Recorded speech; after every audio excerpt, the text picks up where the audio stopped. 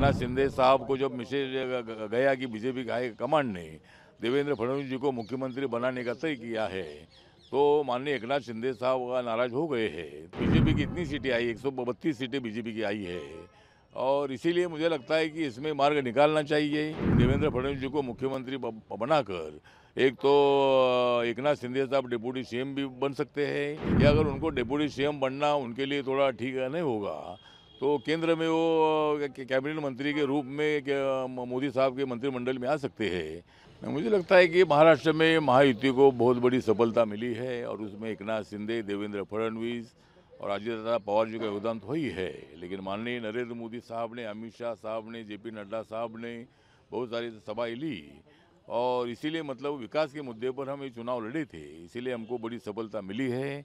लेकिन अभी डेडलॉक जो है अभी मतलब खड़ा हुआ है।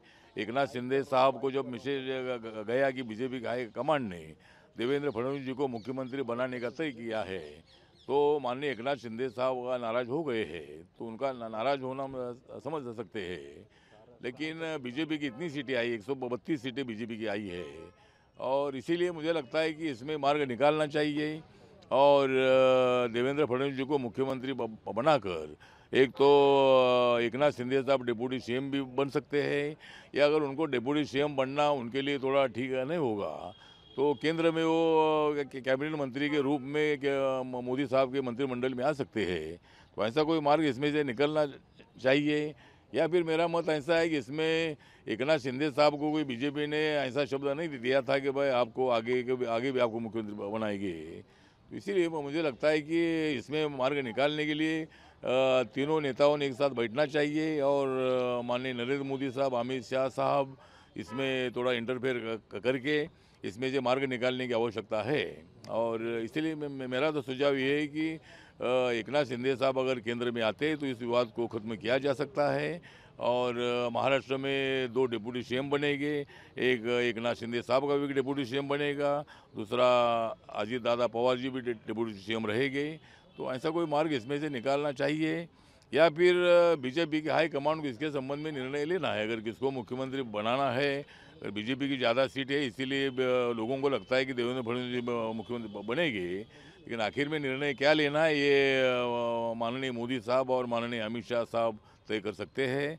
लेकिन महाराष्ट्र के लोगों की भावना ये है कि भाई देवेंद्र फडणवीस जी ने मुख्यमंत्री बनना चाहिए। मुझे लगता है ये गुलामी पार्टी नहीं है, मतलब संजय राउत जिस तरह बता रहे हैं कि भाई गुलामी पार्टी होती थी तो इतनी सीटें नहीं चुनकर आती थी, और गुलामी पार्टी तो मतलब माननीय उद्धव ठाकरे जी ने कांग्रेस और राष्ट्रवादी की गुलामी की थी, वो मतलब हमको छोड़कर वहाँ से चले गए थे, तो वो मतलब उनके गुलाम बन गए थे।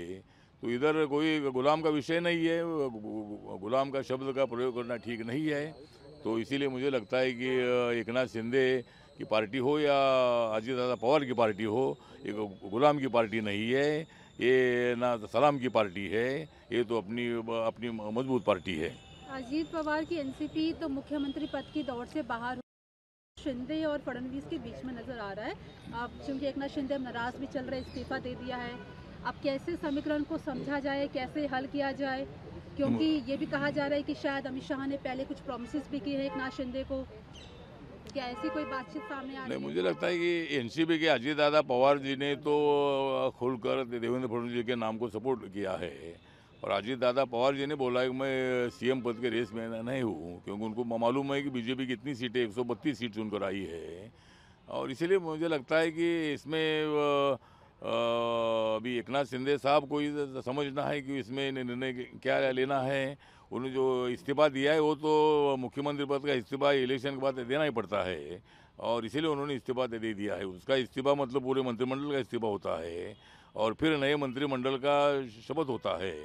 तो इसीलिए मतलब उन्होंने इस्तीफा दे दिया है, और 1-2 दिन में जो भी मतलब डेडलॉक है उसमें क्लियरेंस हो जाएगा, क्लियर हो जाएगा, और 2 तारीख तक शपथ ग्रहण का प्रोग्राम हो सकता है। आखिरी सवाल है, क्या आपने अजित पवार या एकनाथ शिंदे? नहीं, मैंने तो ऐसा डिस्कशन नहीं किया। अभी मैं मुंबई जाऊंगा तो मैं डिस्कशन करूंगा, लेकिन फिलहाल मैंने ऐसा डिस्कशन नहीं किया है।